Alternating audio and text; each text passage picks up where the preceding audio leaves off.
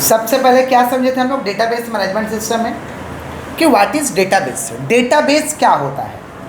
Database का अगर बात करें तो database is a collection of inter related file. समझ पा रहे हैं क्या बोला है? या इंटर रिलेटेड डेटा, एक दूसरे से संबंधित डेटा का कलेक्शन को हम क्या कहते हैं? डेटाबेस। माने साधारण भाषा में बात कहें तो जो भी डेटा हम लोग सर्च करते हैं या जो भी डेटा का इस्तेमाल करते हैं उसको हम डेटाबेस कहते हैं। साधारण भाषा में था कि database touch all aspects of our life, हमारे लाइफ के सारे एस्पेक्ट को जो टच करेगा उसे हम क्या करें थे? डेटाबेस। डेटाबेस का 3 डेफिनेशन बनाए थे। Database is a collection of inter related data, database is a setup program, database is a setup program to access the data, जिससे डेटा को हम एक्सेस कर सकते हैं। और तीसरा हम लोग का था कि डीबीएमएस डेटाबेस मैनेजमेंट सिस्टम में इंफॉर्मेशन रहता है एक पर्टिकुलर इंटरप्राइज का, एक पर्टिकुलर, समझ रहे हैं? डेटाबेस का यूजेज पर है, कहाँ कहाँ इस्तेमाल हो रहा है? बैंक में डेटाबेस का इस्तेमाल होता है, एयरलाइंस में इस्तेमाल होता है, यूनिवर्सिटी में इस्तेमाल होता है, समझ पा रहे? ह्यूमन रिसोर्स के केस में इस्तेमाल होता है। तो साधारण भाषा में कह सकते हैं कि हमारे लाइफ के सारे एस्पेक्ट को क्या करता है? डेटाबेस टच करता है। क्लियर?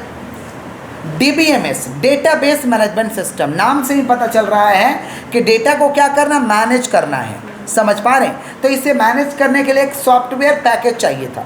सॉफ्टवेयर पैकेज का दरकार पड़ता है ताकि हम टाइम टू टाइम डेटा को क्या कर सके? अपडेट कर सके, इंसर्ट कर सके, रिट्राइव कर सके, डिलीट कर सके।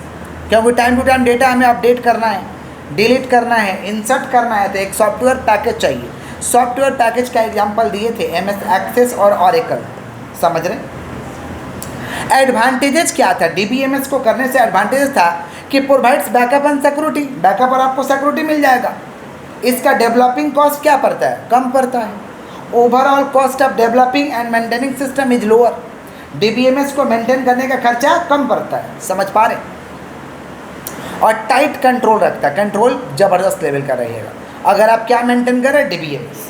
फिर हम लोग पढ़े थे एंटिटी। एंटिटी का मतलब जो रियल वर्ल्ड में प्रेजेंट है, जो भी रियल वर्ल्ड में प्रेजेंट है उसे एंटिटी कहते थे। एंटिटी 2 तरीके का था, टेंजिबल, इनटेंजिबल। समझ पा रहे हैं? जैसे दुर्गा पूजा, ये इंटेंजिबल एंटिटी है, कोई भी इवेंट्स हो रहा है।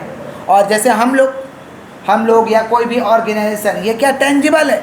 हम लोग का नाम वगैरह क्या? टेंजिबल है। स्टूडेंट का नाम क्या? टेंजिबल। तो एंटिटी का मतलब होता है ऐसा चीज़ जो रियल वर्ल्ड में क्या? प्रेजेंट है।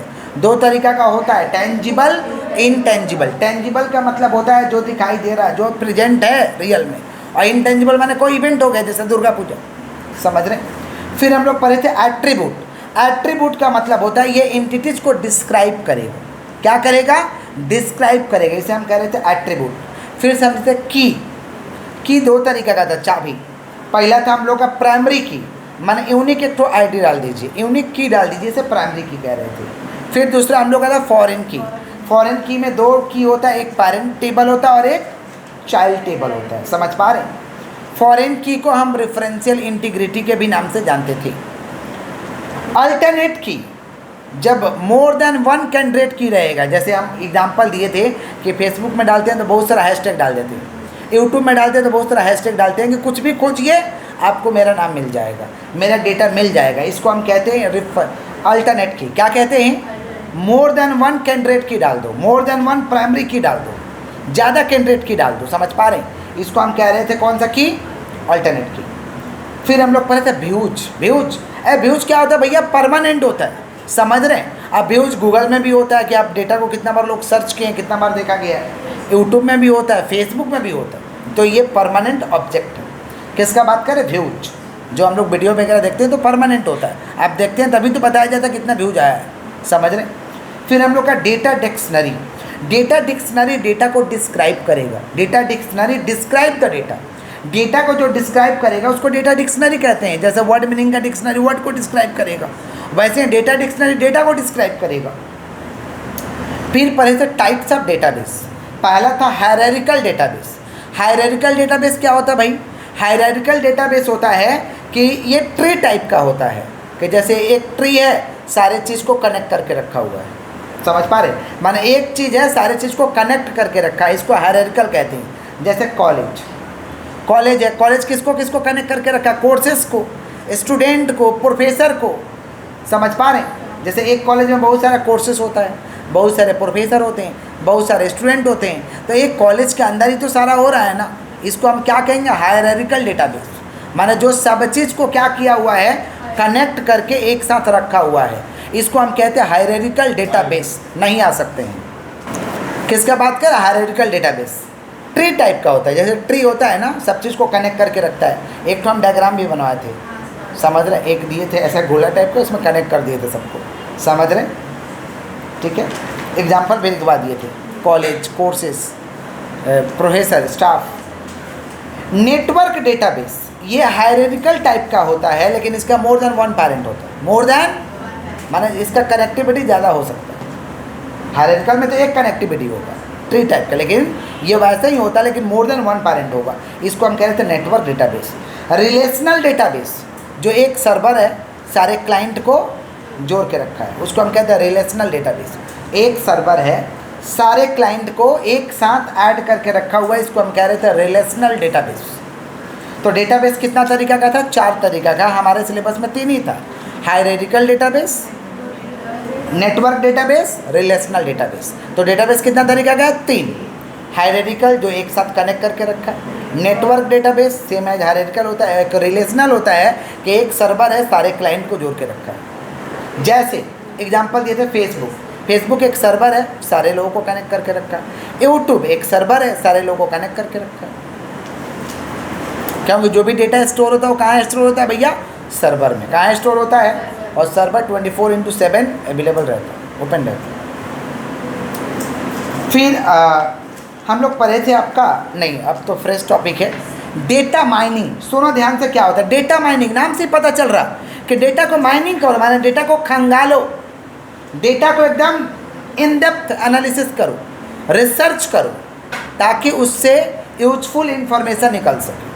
यूजफुल क्या निकल सके? इसको हम कहते हैं डेटा माइनिंग। क्या कहते हैं? कोई भी काम करने से हम लोग को कन्फ्यूजन हो जाता है, या बेहतरीन करना रहता है, या हमको फ़ायदा नहीं हो रहा, हमें एक मार्जिन पे काम करना है, तो हम डेटा को खंगालना चालू करेंगे कि अगल बगल के लोग कैसे ले रहे हैं, किस तरीक़ा से कर रहे हैं, हमारा किस तरीक़ा से चलेगा। डेटा को खंगालना चालू कर देते हैं, समझ रहे हैं? तो इसमें हम लोग समझते हैं सेलिंग, कस्टमर का बाइंग बिहेवियर। कस्टमर का बाइंग बिहेवियर क्या है, समझ पा रहे हैं? इसको हम कहते हैं डेटा माइनिंग। माने जो भी इंफॉर्मेशन है उसको खंगालिए ताकि यूजफुल इंफॉर्मेशन निकले। क्लियर? उसको डेटा माइनिंग कहते हैं। Clear? Data warehousing. Data warehousing का मतलब होता है डेटा को क्या करिए कि एक सेंटर में, एक जगह में स्टोर कर दीजिए। एक जगह में क्या कर दीजिए? स्टोर कर दीजिए। इसको हम कहते हैं डेटा वेयर हाउसिंग। क्या कहते हैं हम लोग? समझ पा रहे? एक प्लेस पे रख दीजिए। समझ पा रहे हैं क्या बोल रहे हैं कि नहीं समझ में आ रहा है? माने it means store the data in one place. ये कैसे किया जाता है? कंप्यूटर और सर्वर और नेटवर्क के जरिए। या तो कंप्यूटर में स्टोर करो, या तो सर्वर में स्टोर करो। जैसे Google drive is a server, Google drive is a server. समझ पा रहे हैं? इसको हम कहेंगे डेटा वेयर हाउसिंग। फिर हम लोगों का है big data analysis. Big data analysis क्या होता है? जब डेटा का जो सेट्स है उसे हम एग्जामिन करेंगे, एकदम लार्ज वैरायटी डेटा को जब एग्जाम करेंगे, जांच पड़ताल करेंगे, उसको कहते हैं बिग डेटा एनालिसिस। क्या कहते हैं हम लोग? Big data analysis. इसी के साथ हम लोग का चैप्टर फिनिश होता है।